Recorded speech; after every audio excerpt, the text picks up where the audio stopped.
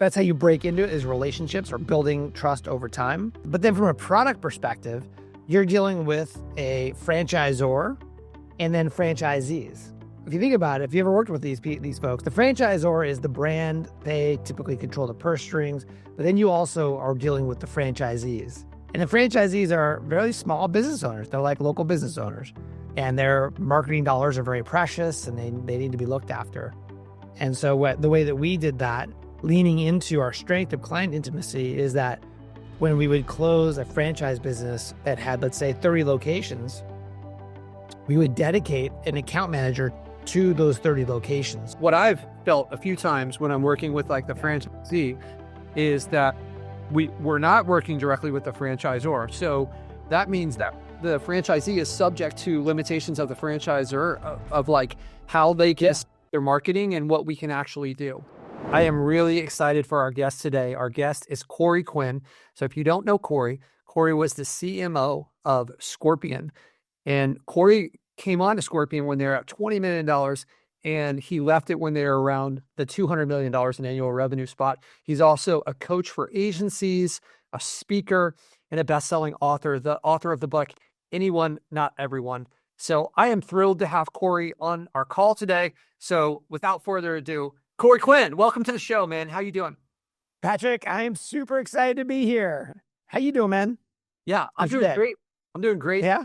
Corey, you and I, we met not long ago. We were both at an event in San Diego, and I had the opportunity to hear you speak. And I was just so impressed, not only with the breadth of knowledge, but the way that you carry yourself for somebody that has hit big numbers and helped a lot of people and been a part of a company like Scorpion, but you still maintain the humility. And I just want to acknowledge you because that's something that I really look at, and I love that in you. Yeah, well, I look back at my time. Thank you for that. I look back at my time on Scorpion with a ton of gratitude. It was, funnily enough, I almost didn't take that job. And I remember when I was at the previous agency before I accepted the role, I took my wife out to dinner, and I was weighing Scorpion with one other opportunity that I had. And when I was kind of talking through my wife, like, there's this company, Scorpion, they sell websites, kind of a scrappy agency. Then there's this other company that it's kind of more established, bigger company. And I was kind of going back and forth, kind of thinking about it as I was sharing with my wife. And meanwhile, I didn't realize, but as I was describing it, my wife was like, well, you're going to take the other company, right? The other opportunity, because it's much safer and it's much more established versus this scrappy startup. And then I eventually, towards the end of the dinner, I realized, you know what, this is the Scorpion thing it's calling me. There's something about it. There's there's this opportunity, like I can't put it to words, but there's something that's really calling me. And she said, you're kidding, right? You're not taking the other. I said, no, I'm gonna go for Scorpion. And she was not happy with me. Fast forward, 7 years later, we grew the company from 20 million to north of 150 million. We actually got up to 200 million in revenue. It was a career-making opportunity for me to join that company and to be a part of that experience. And I'm just so grateful today that I had that. I had that opportunity. And now we met under the context of what I'm doing now, which is I've now left sort of an operator type of role within an agency, and now I'm a growth advisor to agencies, specifically helping with a methodology that I call deep specialization. Deep specialization, which you go over in your book, right? Yeah. Anyone, Not Everyone, in depth. Yeah. So I received the book at the conference, and I've been glued to this. I've actually reread a couple of the chapters where I was like, let me look at this one again, right? So this is an area that your book goes into where I've spent quite a bit of time coaching, and I want to get into that in a little bit. But for the people out there who don't know what Scorpion is, and Scorpion for me is kind of like, it's almost like a unicorn in the agency space, right? If you like pulled in a software term for this, but in your own words, tell us what Scorpion was and then what it became, and where it was when you joined. Sure. Well, so just give some context for folks. When I joined Scorpion, it wasn't called Scorpion back then. It was called Scorpion Design. The primary business was started, the business was started in 2001, and it was the founder, Rustin, and a couple of his buddies decided to start building websites, and they created a new business, found new clients by going out and getting the yellow pages. Remember the old yellow book? Yeah. The couple inches thick yellow book.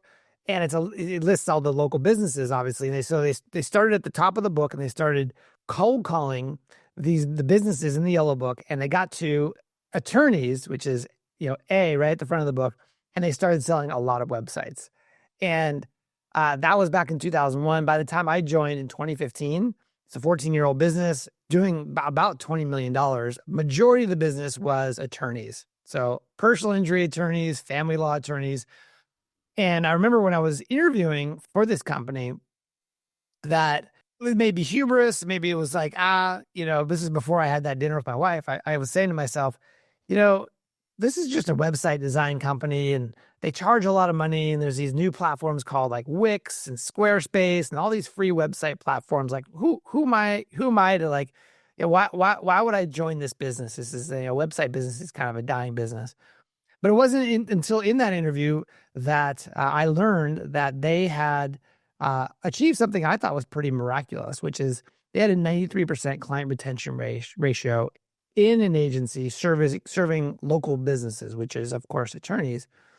And what that communicated to me, because I'd been to business school, I understood the power and the importance of retention in a recurring revenue business like an agency. What that said to me is that there's something special about this company, and I decided to lean in and learn a lot about it.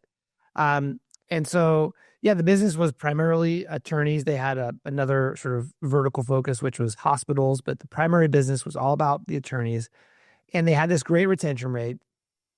And what I learned was, which I think of now as like lightning in a bottle, which is they figured out how to create client intimacy at scale. And that one-on-one feel, the clients that they served felt like they were the only client, felt like they were important, that they really mattered, and that we were really working hard for them. That's easy to do in an agency with 10 clients. That's more difficult for you to do with an agency with 50 clients. But when you're at a business that has 1,000 clients when I joined, that's very hard. And then we were able to grow it from 1,000 clients to 14,000 clients. We grew the business from 100 people to 1,000 people. And we grew the sales team from 6 people to 100 people. So a massive growth. We changed identities, who we were, and structure a lot during those 6 years. I have so many questions in here. What do you think? What were the keys to growth? This is massive growth. Like, it was already a big company. So there's to 14x a company that already has 1,000 clients. There's a lot going on there. Sure.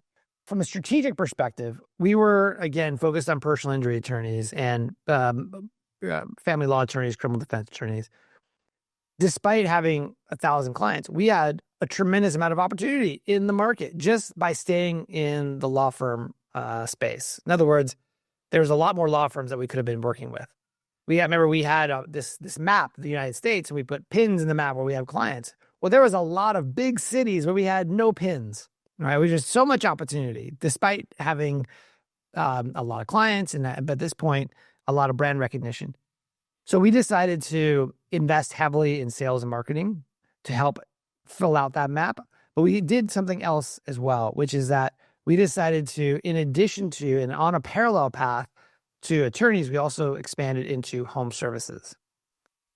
The thing that we did, which I think was really smart, which is instead of having our legal sales team selling into home services as well, or having our legal account managers servicing legal clients and home services clients, we very quickly learned that we needed to create a separate business unit with dedicated resources on the sales side, on the marketing side, on the account management side, so that we could replicate the specialization and the client intimacy that we had created for attorneys. Because by that point, we understood attorneys' businesses many times better than they did. Like, we understood how to grow it, what roadblocks were coming down the road, and we would guide them as a trusted advisor down that road. But we realized that we had to quickly learn the home services business, like plumbers and electricians and roofers and whatnot. by dedicating ourselves to that vertical. And so that's how we multiplied our growth. Another way that really was a big impact was that we went from single location businesses to multi-location businesses. So instead of selling an attorney who has one location with two lawyers, we sold a franchise business that has 1,000 locations, each location paying us money. So we did a one-to-many type of approach as well. So you guys, in this kind of prospecting strategy, you were seeking out, favoring the multi-location attorneys above the single ones. That, and we also focused on, interestingly, within the multi-location businesses, where we got the most traction was in home services. So think of like the plumber franchises or the HVAC franchises or the home maid services, right? And the way we would work is we would sell to a franchisor, which is more, by the way, it's a different kind of sell. You're not selling to a mom and pop company. You're selling to, in some cases, $1 billion company. It's a different type of sale. We had different sales resources. Again, we had a separate business unit for franchise. And we would sell, it would be a longer sales cycle, 6, 12, 18 months. But when we get it, it would be a big 6-figure client. And they would sign a 3-year deal. What are the high level steps look like for approaching this franchise prospect as opposed to like maybe what a lot of agencies are more familiar with, where they just have one location? Our situation was that there was an executive, Jamie Adams, who came from another digital marketing agency, a larger company called Reach Local, which used to be really big in the space. I'm not sure how big they are these days, but so he was our chief sales officer, head of sales, and he had a pre-existing relationship from his time at Reach Local. So he brought a lot of the institutional knowledge about how to sell to these folks, and previous relationships allowed us to really grow quickly. In fact, we went from one franchise client, I think in 2015, by 2018 rolled around, we had over 100 franchise brands as clients. Wow. So how we did that, to answer your question, it's a relationship business. Franchise is a relationship. It's a small community. Everyone knows everyone else.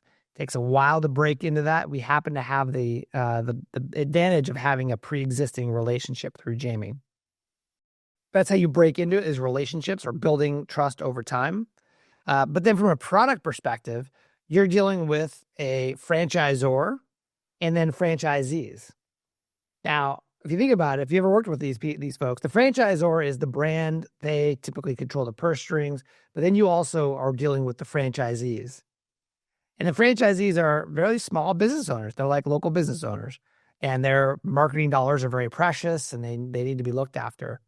And so the way that we did that, leaning into our strength of client intimacy, is that when we would close a franchise business that had, let's say, 30 locations, we would dedicate an account manager to those 30 locations, so that each of those locations, which represents a business owner or a franchisee, would have a point of contact at Scorpion.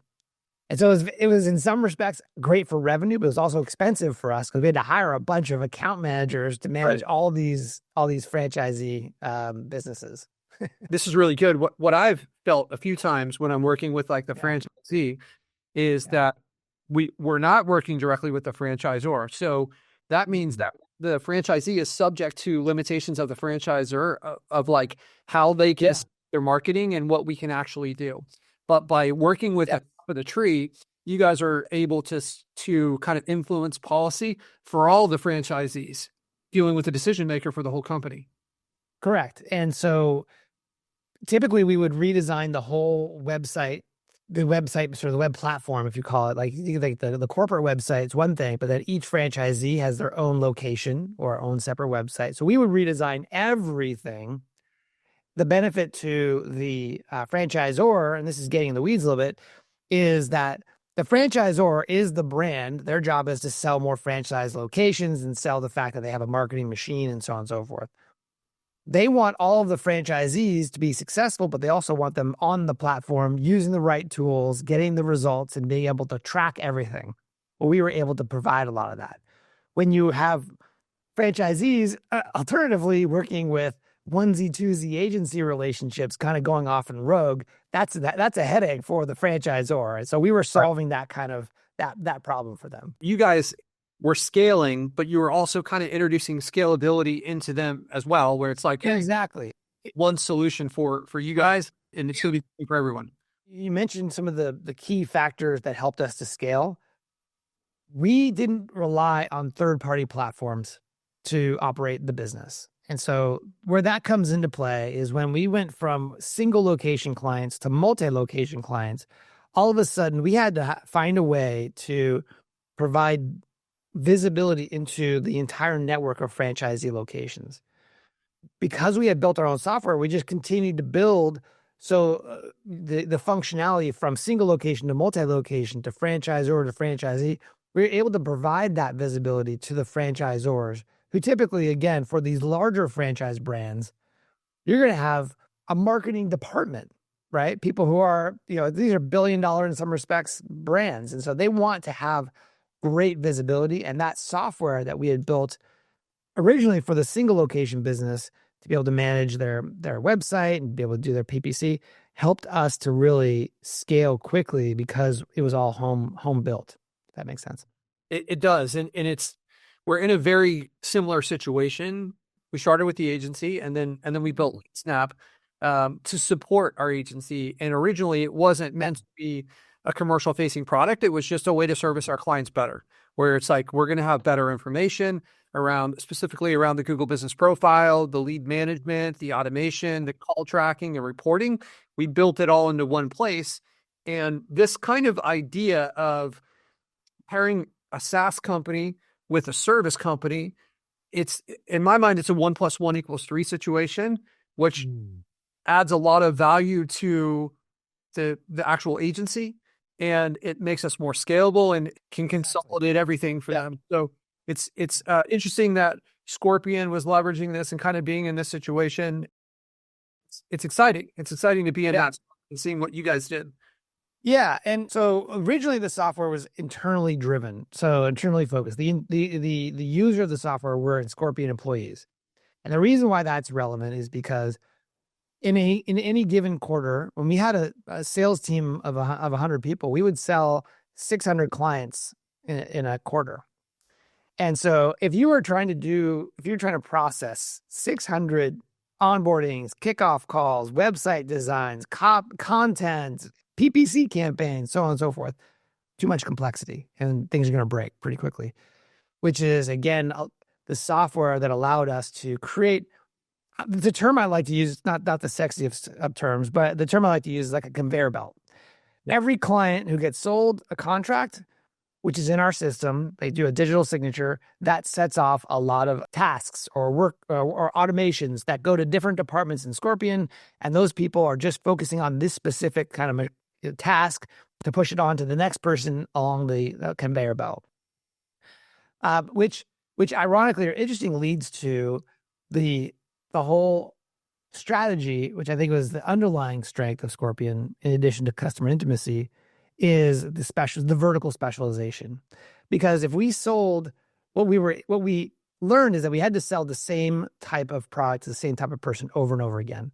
We thought of it like a Ferrari conveyor belt, right? And as long as we're selling Ferraris, the conveyor belt moves smoothly, right? Everything's going great and everyone's happy.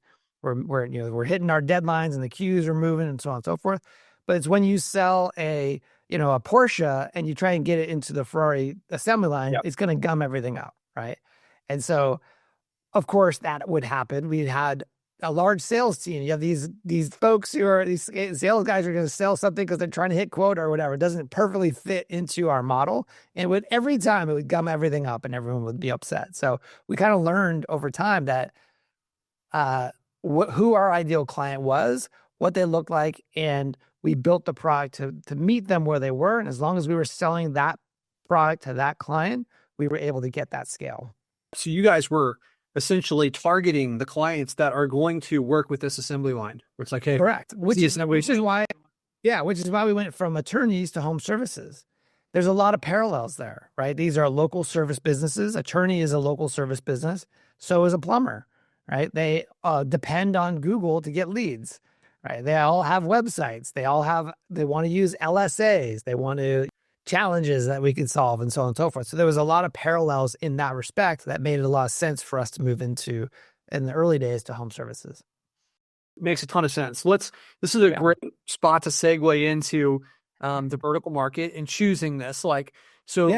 Corey, we both have gone deep into this, and I think we both coach people on this. I would love to hear kind of your playbook, high level, of how do you go about choosing a vertical market? There are really 3 steps that I coach on. And the first one is you got to leverage the wisdom that exists in your business already.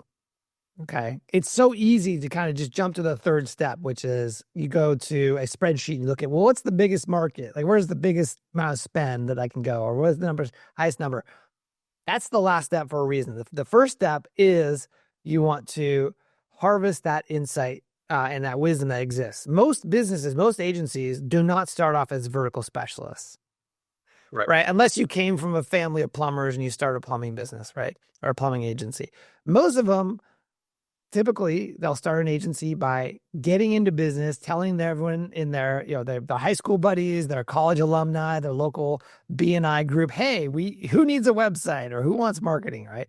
And as a result of that, you get into business and you start hiring employees, you start, growing the firm. All of this is very natural and normal and good.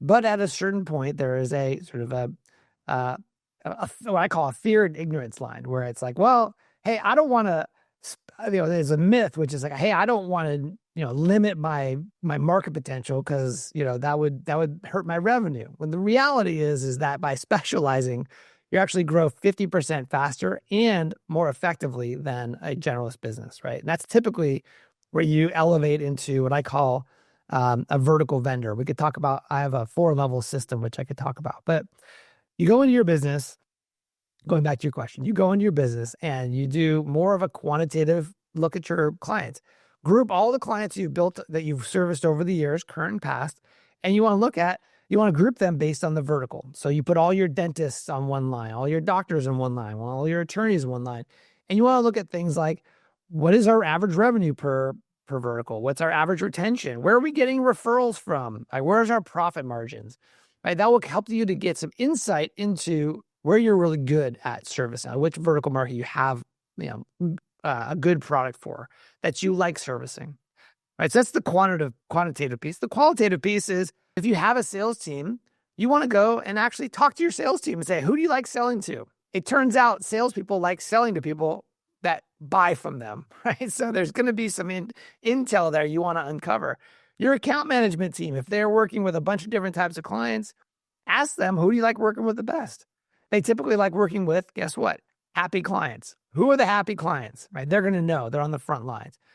So you want to take that qualitative, that research and use that to inform your decision, at least be able to narrow down to, let's say, 3 vertical markets that you're interested in targeting. That's step 1. Step 2 is you want to go in and make sure there's really a good, what I call fit for not only the business, but also for you as the founder. Specialization means that you're going to be spending a lot of time with these folks. You're going to be going to their conferences, writing content for them, potentially interviewing them on your podcast. You'll be joining that industry effectively. Is that something that interests you? Do you have, a level of care or empathy for these folks, right? That's important today. There's too many agencies out there who are just trying to make a quick buck, transactional, right? You want to show up differently. You want to show up in a way that shows that you actually care about them and the problems that they're struggling with. So that's number 2. Is you want to really make sure that the verticals that you're considering align with the vision of the kind of business that you want to create.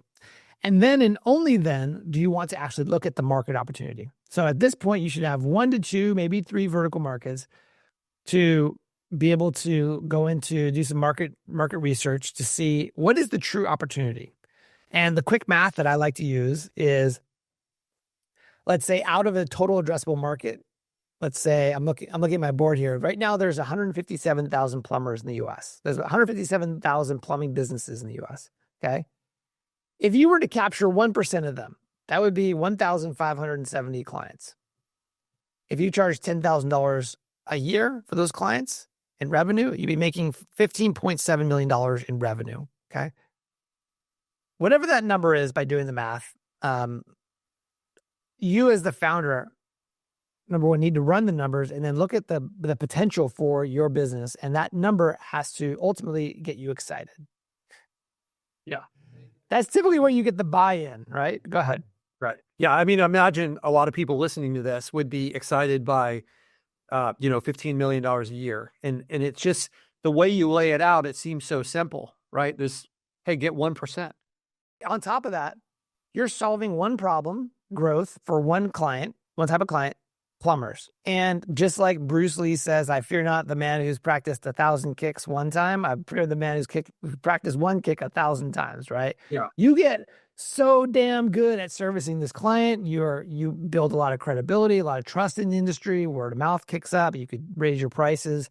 It's just a great business to build and own. Right. This specialization kind of, I know that like Warren Buffett and Alex Ramosi talk about this, is like the difference between like successful and highly successful people is the people that say no the most. And this kind of like touches this, is like, this is my zone and this is where all my focus will go. I'm going to be fantastic at this small area. Yeah. And the interesting thing is, and I talk to people all about, agency owners about this all the time, is there is a human bias that doesn't want us to cut off market opportunity, right? Where it's like, it's the loss aversion or whatever that is inside of us, where we don't want to lose anything. Even though I could throw all these stats at you, which is that you're going to grow faster, you're going to be more profitable, you have more systems. Acquirers want to acquire vertically focused agencies because they're less dependent on the founder. There's all these really great things, and people still will not decide to do this until they've done everything else and they still hit their head against the wall, right? They've tried to get out of this founder-led trap. They've hired third-party lead gen people. They've hired consultants. Anything not to limit the target market until they realize that that's the only thing that they need to do. They need to start saying no more often. Yeah. This idea of it's better to be an inch wide and a mile deep than a mile wide and an inch deep. That's right. That's it. And in the way that people get into this business, as I said earlier, is by saying yes to everybody. All of a sudden, they're being challenged to start saying no, doing the opposite thing that's gotten them to the success to this point, right? So it's very difficult. I think it's a great strategy when you're getting started to kind of go down the buffet line and try different things out. Yeah. Get your feet wet. But it's also true, though, that the thing that gets you to $10,000 or $20,000 a month is not the thing that gets you to $100,000 a month or $300,000 a month, right? Yeah, I mean, the proof's in the pudding. Is, as I said at Scorpion, we close 600 accounts a quarter. Right. I was listening to one of your podcasts, and I wish I could remember the stat, but I'm hoping I can jar your memory here and bring it back. There was like a growth rate, and I know the percentage was like 93%, and it came from a agency study called Prometheus. Do you remember this data point around this? Yeah. So Prometheus talked about, they're great, by the way. If you want to look at agency stats, they put out a lot of great stuff. I think the stat is that those agencies that specialize in a vertical as well as as a service, those agencies grow about 100% faster than generalists. For me, if I was getting started, that would kind of be all I would need to hear. To your point, I think you're going to make a higher quality decision or selection of a vertical once you've already been working with a lot of different ones. It's kind of like dating, right? It's like, I married my wife when I was 35. Like, she was not my first girlfriend. I had been around the world. I had been to college. I'd had a lot of experiences, different girlfriends. And so I knew exactly what I didn't want, and I knew exactly what I did want. And of course I made a great decision. Very similar story for me is like every time we try something, we maybe feel like a girlfriend situation, we have a mental checklist of like, I didn't know that should be a red flag, but every relationship forward, that's a red flag, or that's going to be a deal breaker. Yes. Yeah. I want to hear a funny story. So, but I met my wife the old fashioned way on Match.com. So yeah. I was during a period, so I had been to business school. I was very serious about my career. And I was like, no girls, nothing, no booze, nothing. I'm going to get really, really serious about my career. But then eventually I was like, okay, I'm kind of ready to start dating again. And I got some advice from a friend, and she said to me, yeah, you need to get clear on your must-haves and your must-not-haves. Like, what are the things you absolutely must have? What are the things you absolutely do not want in a wife or a serious girlfriend, whatnot? And so I literally sat down and I wrote down all my must-haves, must-not-haves. I was really clear. And I went to Match.com. And for those of us listening who don't know, it is like a directory where you can have you can screen for different things like height and education. It's like Amazon, color. right? Like Amazon, right? Yeah, exactly. Really specific. So I was like, screw it. I'm just going to see what comes up. I put in my exact criteria. It's like between this height and this height, hair color, education, interests, so on and so forth. I ran the filter. One person came back. Guess who I'm married to today? Yes. So the filters work, right? You knew you had your list, right? That comes from reps and experience. Some of the things that I've noticed is when you're working in a niche, when there's not a licensing or stuff like this required. Yeah. Oftentimes the competition is going to be higher and our clients are going to get outbid. So for us, that's something that we always advise is like, hey, how hard is it to start a business? And is that something that you consider as well? As far as a target vertical market, the barrier to entry. I'll give you an example. My wife is a psychiatrist. She went to college, then she went to medical school, and then she went into her residency and then a fellowship. I mean, she's been fully committed to being a doctor for a long time. There is no chance that she's not investing in her business to grow her private practice, right? That is her career. This is her path, right? And so that's an example of a vertical that there is a tremendous amount of requirements to be in business. You compare that to, let's say, a roofer. There's no 5-year degree to become a roofer. You just get into the roofing business, right? And so they're potentially less likely to stick around for a long time. They come in and out of business. They may get tired of it. There's a smaller level of commitment potentially in that vertical market. And so one of the things that, we talk about is, what is the level of professional requirements to get into this business as an indication for the type of money that they're willing to spend and, whether or not they're willing to invest in their actual business growth. For sure. To make your example maybe even more obvious for people. Yeah. Imagine like the psychiatrist versus a carpet cleaner, right? Yeah. So the value of a patient for a psychiatrist versus, hey, room for $59. Right. Who's going to have more money to pay us too? Right. So exactly. Yeah. That is a great point. And also specialization, right? Psychiatry is a specialization of a type of doctor, right? So they're obviously able to charge more. If you're targeting dentists, maybe it's cosmetic dentistry. I mean, instead of surgeons, maybe it's a cosmetic surgeon. Like these folks, they can afford to pay more on their marketing to acquire customers because their customers are paying them a lot of money. Absolutely. And not only can they afford to pay more, but they've also invested more to get to where they are. They're not going to let that die on the vine. They're like, no, what do we have to do? Committed. Yeah. They're all in on this. And they want to work with an agency who has already solved the specific problems that they're struggling with for other people, right? They want to work with someone who speaks their language, who understands the business of psychiatry and all the lingo that goes in on it, which is another reinforcement behind the argument for specialization. Right. Absolutely. And I know this is one of the things that you look for when you're choosing this vertical market is there a tight-knit community? Are there associations and is there jargon that you can separate yourself as a specialist versus a generalist and be more with these people? 100%. Like the savvy folks, I'll give you an example. In franchise, there are certain documents that dictate how much marketing spend a franchisee should spend, how much a franchisor can spend. And if you're going into a sales pitch, let's call it a sales pitch with a franchise business, and you don't understand those dynamics, you don't understand the acronyms that they use, immediately you're going to be outed as an outsider. And they're going to know you don't understand our world. And we're probably going to have to end up, if we hire you, we're going to have to train you on how everything works. We don't want to do that. That's too expensive. We want to go hire someone who already knows all of the inside stuff so that we can just get to work. It's a real opportunity as a marketing Yeah. agency to stand out versus the competition when you can walk the walk and talk the talk of their like this person, they get it. They understand our industry. That's who people want to work with. Yeah. You want to know a quick hack to figure out what the language is? Yeah. Go to one of their conferences. Don't go to a marketing conference. Go to a plumbing conference and go sit in on all the sessions. You're going to find out very quickly what the industry is struggling with, where businesses are struggling, what language they use, what's trending right now in the industry. You spend 3 days at one of these conferences, you're going to become much more educated on their world.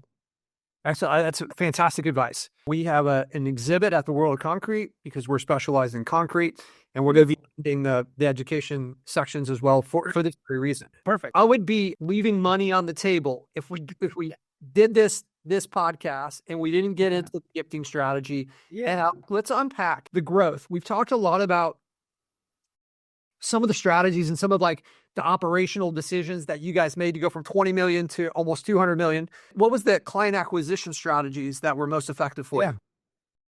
So I was hired as a chief marketing officer, and my sole focus was to bring in more logos, more clients. I was not client facing. Like I didn't deal with any existing clients.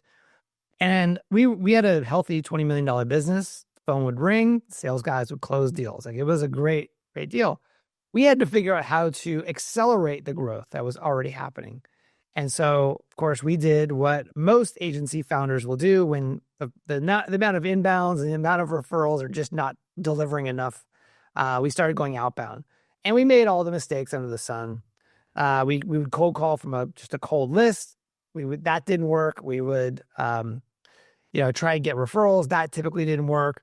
And so we struggled for a long time trying to get cold outreach going outbound. And everything sort of clicked and turned around for us when we figured out that when you send a gift ahead of a cold call, not after a cold call, or not after a meeting, but ahead of a cold call, is a great way to get that meeting. And so what we ended up doing initially was sending cookies to attorneys, and we would send them as an overnight package to the attorney, which of course would bypass the gatekeeper and bypass the mailroom. The attorney would get this overnight package of gourmet cookies, like amazing, like remarkable, over the moon cookies. And they would eat one of these cookies. And if they were standing up, they'd have to hold the wall just not to fall down. Like it was an amazing experience, right? These cookies would end up in the break room, and then the law office staff would be standing around eating these cookies and saying, well, who brought these amazing cookies? And the name Scorpion was like bouncing off all the walls because it's like, oh, this company Scorpion, who are they? These cookies are great. By the time we called, the Scorpion name was known literally in the law firm. They'd answer the phone, like the gatekeeper, the receptionist would answer our call, and they'd say, oh my God, Patrick, you're the ones who sent those cookies. Oh my God. Those were so good. Thank you so much for sending those. We love them. Let me put you through. And we would go right past the gatekeeper into these sales conversations. It was so powerful that it became the number one channel for driving new business for Scorpion. Literally, as I mentioned, we close 600 deals a quarter. Half of those came from sending cookies and other gifts. And so that became something that was very powerful for us. And actually, I teach the principles now of gift-based outbound to agencies and how to leverage this channel for their own success. This idea, I first heard about this in the Ultimate Sales Machine. I want to expand on this because there's a lot that goes into that. So the selection, you guys went deep on making sure that the cookies tasted good. It's so important. You can't send cheap cookies. It won't work. You got to be amazing. They've got to hold on to the wall type of cookie. Experience, right? So in that cookie box, you guys found like a cookie provider or vendor that you're able to put your logo and put this in kind of like a Scorpion tent, right? Yeah, exactly. Yep. Okay. So they receive it.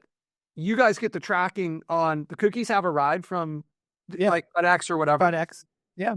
And then how long do you wait before you call in the moment they're eating that cookies, when you want to talk to them, because they're in the sugar rush. They're like, wow, this is so cool. Who is this company? And then like, oh, the phone's ringing. They're on the phone. Who are you guys? What are you doing? Why'd you send us cookies? This is so cool, right? Because the world we live in is that window of amazing like opportunity, right? In that moment when they're eating the cookie, that's a short-lived window. So a big part of the strategy is not only creating a great list, not only sending a great gift, but it's the follow-up. What we learned is that you can't send the gift and expect them to call. You have to be intentional and a little rigorous when you do the follow-up. So I teach a six touches in 14 days strategy where you call the day of, you skip a day, and you do all the follow-up in the first 2 weeks, because that's really that window of opportunity. Yeah, this is amazing. So when this conversation happens and you reach out, how do you guys bridge that gap of like, hey, did you get my cookies? And like, what conversation look like? It's such a good question, because what you want to avoid is kind of the quid pro quo, like, hey, I sent you something, now you owe me a meeting. And it's kind of all that weirdness. You have to take it more of a long-term relationship type of approach. Okay. So the phone call is, hey, Patric, it's Corey from Scorpion. Did you get the cookies? And you like, yeah. What'd you think? Pretty good. Listen, I did that. I want to introduce myself. You're an amazing attorney in Houston. We know all about you. And, we also specialize in attorneys. We've been in the business for a long time. We've known about you for a long time. And I just wanted to use this as an opportunity to introduce ourselves. Not here to pitch you. I want to just, make the connection, and we'd love to learn more about you and your firm. That alone, even though it doesn't sound like a sales pitch, what happens? They'll go, so tell me about what you guys do. Like, tell me what Scorpion is. Like, what do you guys do? And so you don't come in hot and heavy for a pitch, right? This is not commission breath style. You want to come in long-term, relationship driven. Now, the reality is that not every one of them are going to respond. You're not going to get a hold of everyone that you send cookies to or a gift to. They will ghost you, which is why built into the strategy is you send another gift in 90 days and then another gift in 90 days. This is a multi-touch strategy. Corey, being the CMO, I know that you probably have these numbers. Yeah. So if you were to send, 50 cookies, 50 sets of 50 different attorneys, what does it look like from a conversation to an actual client? What do those ratios look like for you guys?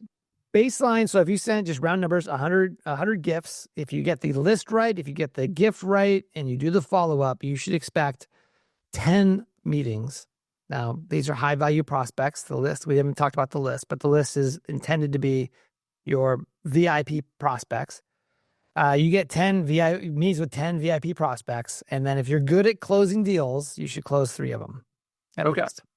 So 100 cookies, 3% close rate. 3%, right? Yeah. So cookies, what is the thing? Cookies, $30 to be delivered and everything? Is that somewhere around there? If you, let's see, what's the number I use in I have a default. I think it's $65 delivered. All the way delivered. Yeah. What does a return on investment look like for Scorpion with the cookies that you guys sent? Yeah. So here's the round numbers I'll use. So if you spend $100 per gift and you send 100, you're spending $10,000. That's your cost, hard cost. And then you get the 10 meetings. You're spending on average. You spend $10,000. You got 10 meetings. That's $1,000 per meeting. And if you close 3 of them, your cost per acquisition, just based on the cost of the 10,000, is you spent $10,000 and you got 3 clients. So that cost per acquisition is $3,333 per client. Mm-hmm. Not bad, honestly. If it's a high value prospect, you're going to make that money on the setup fees. Yeah, absolutely. Like if you're in a recurring model, it certainly is. Like you could be cash flow positive the first month with this, right? Yeah. And if you have self-liquidating. Yeah. I remember you had shared that in Scorpion, it was like your guys' return was like 940 to 1 or something on this. That was for one of that was the most highest ROI gift that we'd ever sent, which was wine, and that was amazing. $941 to one. So for every dollar we spent on wine, we made $941 in revenue. Hey, a good return to 6x, right? Almost 1,000. So you guys start with the cookies, and 90 days later, we're pivoting into something that is maybe based on the clientele. We're choosing something that is really going to resonate with them. Absolutely. I mean, the gift selection process is critical. If it feels generic, or if it feels like you have this huge warehouse of these widgets that you're sending to every business of their type, it's not going to have the same impact. You do really want it to be what one of my mentors, Rory Clark, calls, it has to be unique, it has to be striking, and it has to leave an impression. If it doesn't meet all three of those criteria, then just don't send it. So you can do the research in the vertical and come up with some ideas, or you can send them cookies. We have the most data on cookies. They're by far the most powerful. But you can't just keep sending cookies, because that kind of loses its sizzle. So another gift that we sent a lot of that got a great response was something that's called the video brochure. And that's like a brochure, like a paper brochure, but it's actually not just paper on the inside, it's a video. And so you do a one-to-one video, you send this again overnight, they receive it, they open up this beautiful package, and it's a video where you're speaking to them. It's undeniably, it leaves an undeniable impression on them, right? And again, if you call, as you should, they're going to respond, right? They're going to be like, okay, you guys know marketing, you got my attention, this is a great video, great presentation, give me your pitch. Yeah. You know what this reminds me of is that movie, the movie Hitch, where he it was a while ago. Who is that? Who wasn't that? It was Will Smith. He's Will like Smith, he's trying to date this girl, and he has a career drop off like two different choices. One's like a wetsuit, and they've got like a CB, and he's out there, and it's just very personalized and just like completely different than what every other guy's doing. Yeah. Right? Yeah. It's her attention. So yeah. And that's it. The purpose of the gift is not to sell the deal, it's to get the appointment. Right. In the relationship building, right? Like, yeah, exactly. You've stood out from day one. Right.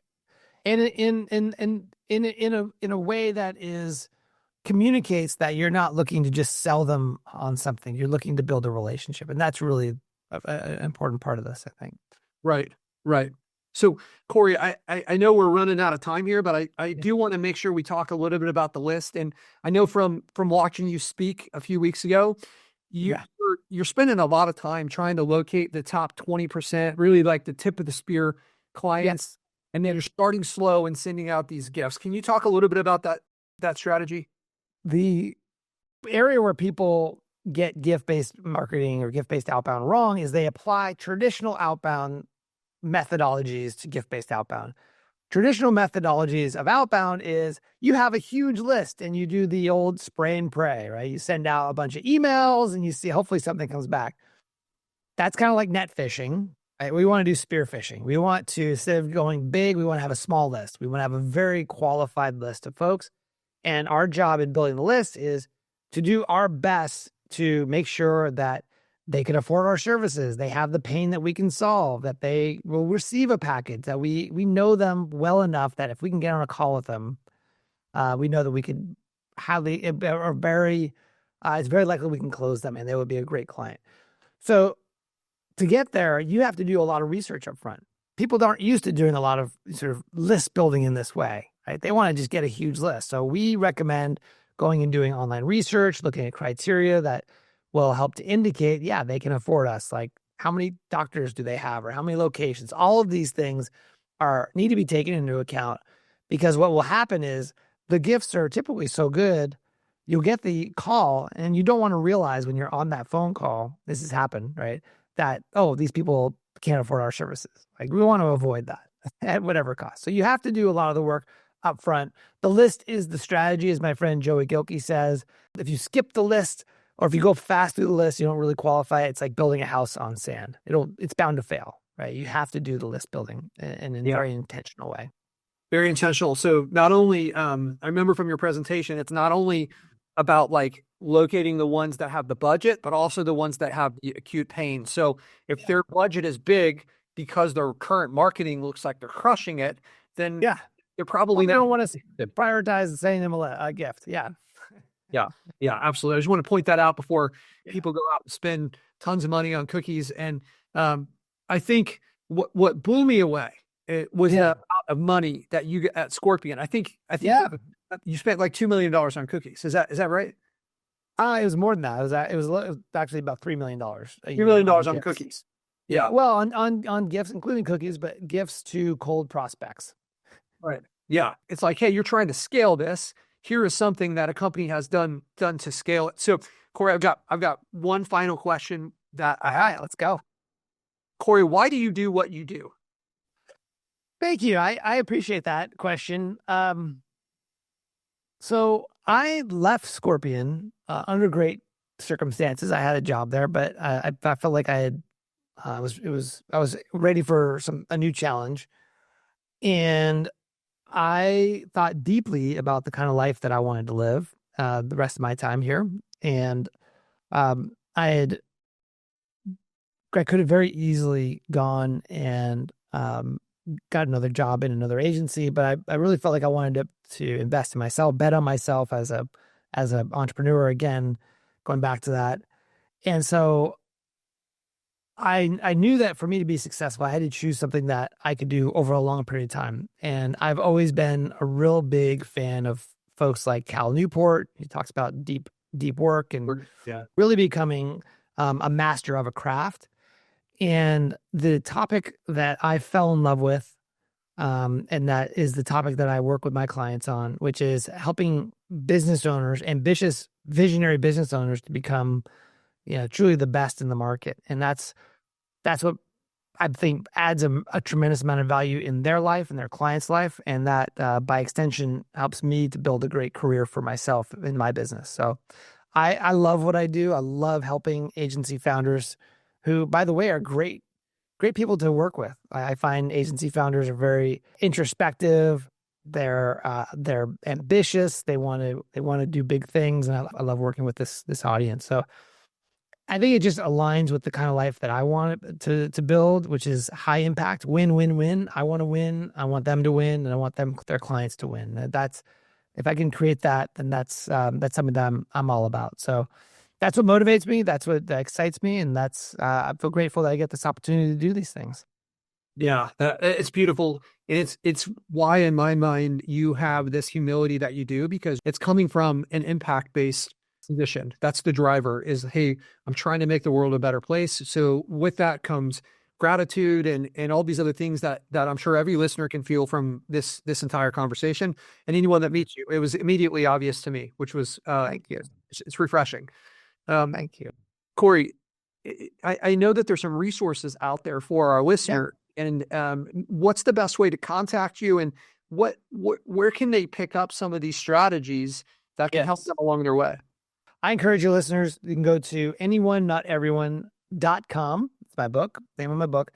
And you can go and get the audiobook version right now. You can start listening to it literally right now. And you also get an online workbook, a bunch of videos and templates and worksheets, so that you can work through the steps, some of the things we've been talking about on the show today, as well as the full process to become a vertical market specialist. That's all in the book. You can listen to it right now. And you also get to join my daily newsletter as well.